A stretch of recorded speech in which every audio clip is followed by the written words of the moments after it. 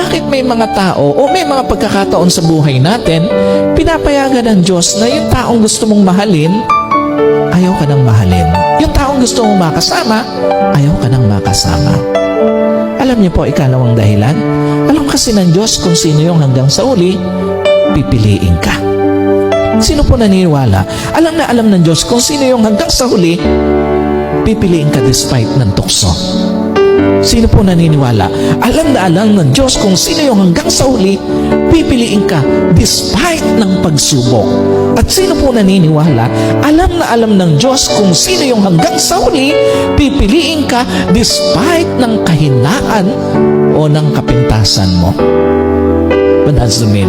Una, alam ng Diyos kung sino yung kayang manindigan laban sa tukso. Para sa iyo Totoo po ba yun? Sino naniniwala? Alam na alam ng Diyos yan kung sino yung taong kayang panindigan ng tukso para sa iyo Alam niyo po, kilalang kilala ng Diyos yung taong sa gitna ng tukso, pipiliin ka pa rin Sino po naniniwala? Kilalang kilala ng Diyos yung taong sa gitna ng tukso, paninindigan ka pa rin.